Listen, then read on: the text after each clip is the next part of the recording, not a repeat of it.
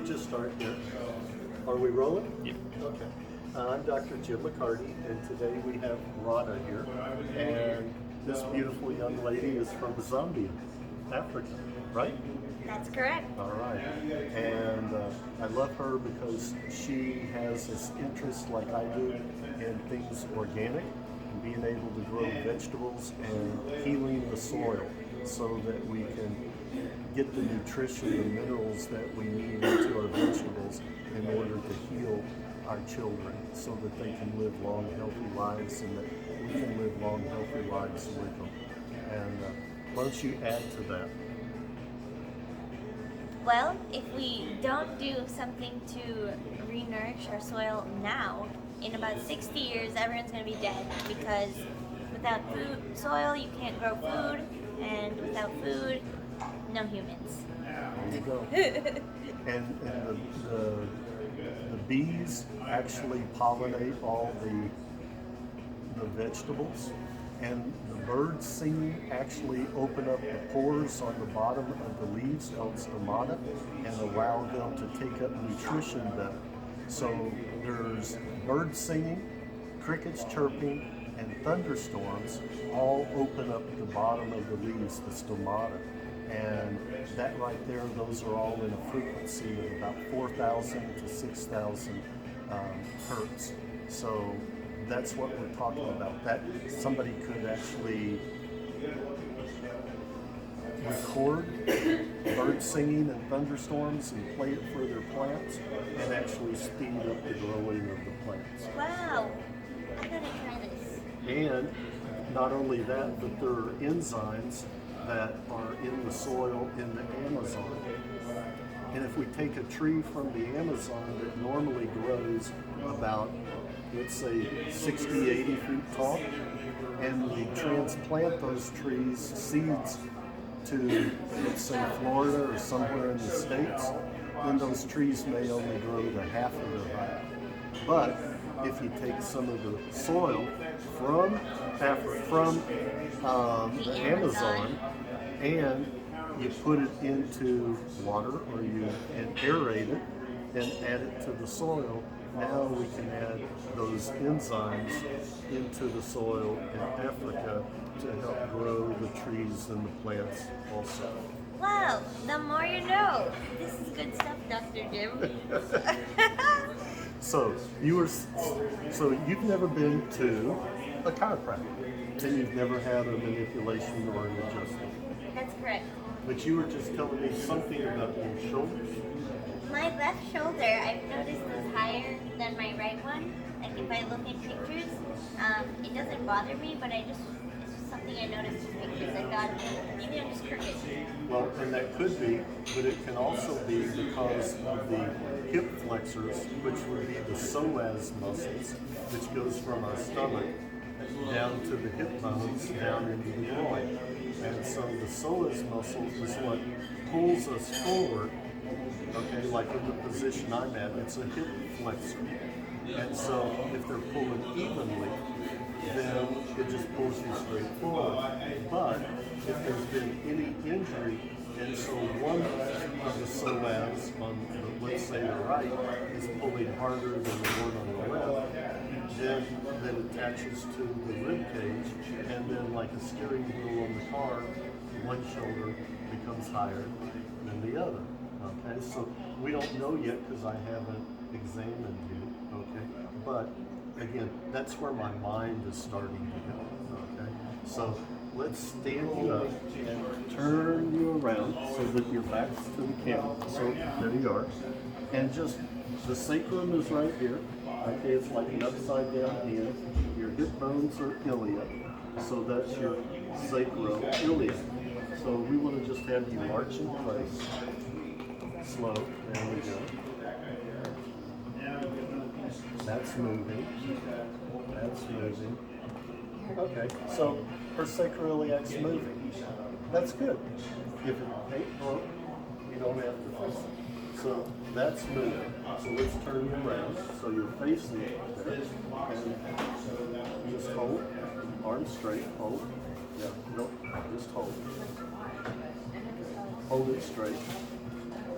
going to stand up. So I'm not arm wrestling with you. I'm just seeing whether this will hold. Okay. So just hold it in the air. Hold. And don't let me push down. Just hold. We're not arm wrestling. There we go. Again. Good. So now we've got a good strong muscle. So with your permission, I'm going to touch where your stomach's at. Hold. And so I'm just bringing the brain's attention to the stomach. Hold. Hold. Yeah, hold it good. Good. And I'm just touching where the stomach is. Hold. Okay, that's holding. I'm going to check the diaphragm. I'm going to come right under the ribs. That's holding. That's good on that side. Hold. Good. So now I'm going to go at a different angle from the stomach area down to the hip. Hold. Hold. Hold. That's not me pushing harder. Is that me pushing harder? No, what's going on? That muscle, that side on the psoas, and that side has an issue. Okay. So now I need to know. Now the problem can be just me resetting these muscles, but I also want to know maybe the problem is coming up here from the neck. So just hold. So I'm just going to touch the under the skull on the left. Okay. Hold. Hold. And is that me pushing harder? Okay. And now I'm going to check on this right side. That one's holding. That one's not. So if I pull it in, okay, I'm going to pull that. I'm going to pull this in. Hold. Okay. So we're going to let you just sit. Scott, what questions do you have so far? I'm going to just take my hand here. I'm not doing any sudden movement, and I'm just bringing it under that occiput, the suboccipital muscles, and I'm bringing that towards the midline and downward. You feel I'm pulling towards the midline and down. And then I'm just using this other hand to stabilize what I'm doing. I'm going to hold that for about 30 seconds. Does it hurt? No. Okay, good. No. I just wanted for the record, for somebody else that, might have never have gotten the chiropractic adjustment, to hear it from somebody like yourself. So you're pulling the muscles in toward the spine? And down. And down. And so what does that do? Two different directions. Okay. So now I'm just going to have Radha put her arm up again. Hold it good. Hold it good. Uncross your legs and just hold it. Don't let me push down. Hold. Again. Hold. I'm going to use a couple of 2 or 3 fingers. Okay. And I'm going to touch behind the skull there. And it's holding now. Okay. Now, I did not adjust anything with her psoas yet, but stand you up. But I'm going to hold. I'm just going to get on this line from her tummy down to the hip. And that was weak.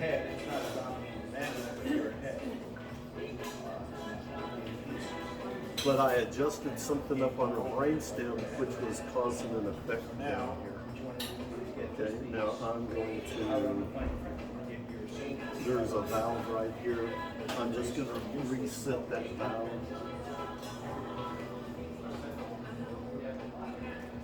That's the valve at the bottom of the stomach, the pyloric valve. And you're setting it how? I'm stretching it up toward, with this one finger, I'm going down towards this hip, and with this one, I'm going kind of up towards the armpit, so I'm going that direction. Have you had stomach issues at all? No. I eat a lot. No. There's just, again, as I'm resetting all of this stuff, so that's good. Okay, you get to sit. So while Radha's sitting here, now I'm just going to use my hands on the top of her head. And what I'm doing is working to get a little bit of movement into the skull plates using my hands. Does that hurt? No. Good. This is the same thing that I did with Julie, with variations, okay? I mean, what I'm doing on the skull, I did on Julie. I did it on Tara.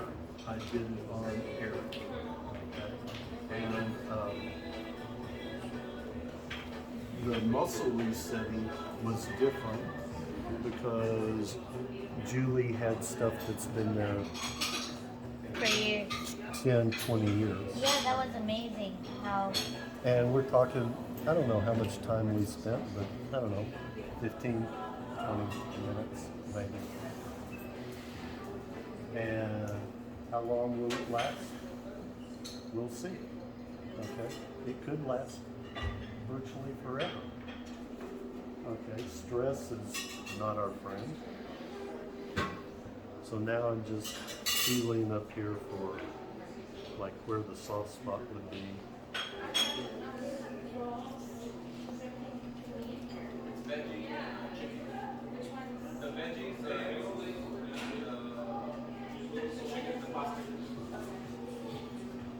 So again, is that hurting you?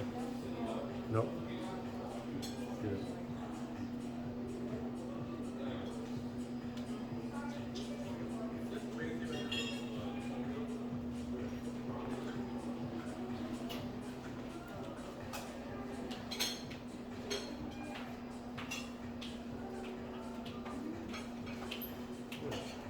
I'm ready for it. Just walk for a moment and then. Like Denmark. Well, your sacroiliac wasn't locked up, so Okay. the marching's not that necessary. But that just gives you an idea of. Am I supposed to feel something? The question is, are you feeling anything? I didn't do any balloon work, which would be the stuff that would open up the sinuses, open up the turbinate veins. I didn't do any of that like that. So, but no, the question is just, again, you didn't come in with a whole bunch of aches and pains. So you may or may not feel. I say I felt relaxed after you touched my head, but nothing more notable. Okay, so more relaxed. Yeah. So that's good. Yeah. Thanks, Dr. D. You're welcome. You're welcome. So for the balloon stuff, Yes. is that a one-time thing? No. Oh. So what I was just checking here is what I was doing here is I'm muscle testing, and so to see whether or not she had any issue at all with the skull, whether or not I needed to do a full exam on the skull. Okay, and so I already know the answer because just hold your arm up, hold it good and strong. Okay. Hold it good and strong. Okay. Now, there's places where these skull bones come together, so I'm just touching here at the edge of her eyebrow, hold, and I'm touching up on what she would call her temple, hold, and I'm touching at the edge of the cheekbone, hold. So all three of those help. Now let me go to this other side. I'm touching at the edge of the eyebrow, hold, hold. Hold. It's not her arm getting weaker. Hold. Hold. That's one finger. And touch up here. Hold. On her temple and down by her cheekbone. So I know where the balloon would go, the placement of the balloon, if I were working on her with balloons today.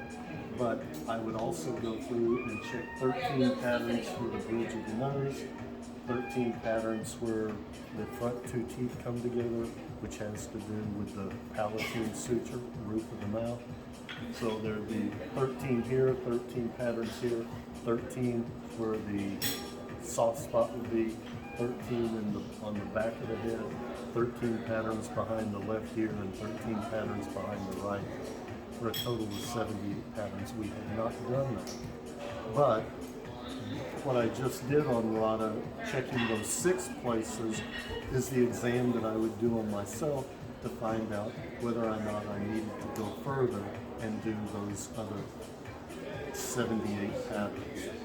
So there is stuff that you would benefit from, and it would open up your breathing through your nose, so that you're more of a nose breather than a mouth breather, and the sinuses would then begin to shift position little by little, incrementally, and if there's any mucus that's accumulated in there, then that would drain out and down in your throat, and then that has the potential to change how we sound. I've had some people before that were opera singers, and they came to me because they were getting sinus infections, and then they would have sold out concerts, but if they had a sinus infection, they couldn't sing, and they'd have to refund all the money. So they came to me and they said, I've heard about you and I want to get the work that you do, but I'm afraid, what if I have you do this balloons up your nose and it somehow affects my sinuses, and the sinuses affect how I sing? What if it ruins my voice? And I'm like, I've never seen that happen, never heard of that happening. And you're already here because you want to get rid of the sinus infections, the headaches with the sinus infections. They said, okay, I want to get rid of the sinus issues. So we did the work that I'm telling you about, and at the end of the week, they came in and they, can I give you a big hug? And I'm like, yeah. And I asked them, what are you so happy about? And they said, well, as an opera singer, I have to practice 4 to 6 hours a day with my nose. And they said, you've done this, and my sinuses started to drain. And I can't promise this would happen on everybody, but on the 2 opera singers that I've treated, they both had the same result. The sinuses started to drain, and they were at the end of 1 week, and I'm not a voice coach, they were able to reach 1 note higher and 1 note lower. So their range grew just by working on the skull plates. Wow. I'm getting so nervous. So, anyway, Julie, did you have any other questions? How about you, Tara? Did you have any other questions? She had never had a chiropractic treatment at I don't all. know that I had ever. I mean, I've had energy healing, and I've never had anything what you offer. Never. I think it's all compared to you. It seems the rest of it seems very almost like superficial, but not. I mean, yeah. Thank you, Dr. Jim. You're welcome. Do you feel something different? I felt pretty good after he was done touching my head, but I don't know how to identify Does it feel clear, like internally? Actually, I did not do the palpable. Are we still rolling? Okay. Yeah, let's get you over here like what I did on the floor. We'll just put you Who, me? Oh. put you on your back with your face up. Down there. Everybody's doing I'm going to put this down here. And this is the part that Eric, one of the parts that he really liked in healthcare also. So I'm going to just use this, and I'm going to stretch your neck. I'm going to do a little traction. And then I'll give a little tug, and you may feel it up here at the top of your neck. Eric actually felt it all the way down to his tailbone. Okay. So, there we go. So just breathe. And then they have a smell. They're like really thin.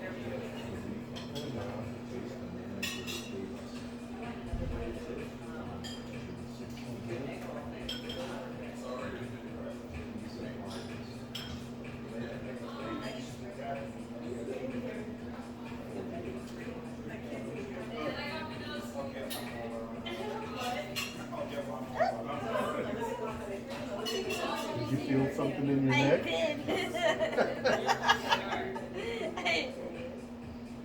Let's sit you up. What'd you feel? Did you hear it? Yeah, I heard it go. Oh my, like a zipper? Yeah. What we did was we took some pressure off that brainstem. Yeah. And my head feels kind of lighter. Lighter? Yeah. Is that right? Yep. And I feel like a line, kind of. Like a line? Yeah, like from here Yeah. to my neck. Just let this relax. You're not doing anything sudden. Just let it relax. And I'm going to hold this like another cat. And then I'm just going to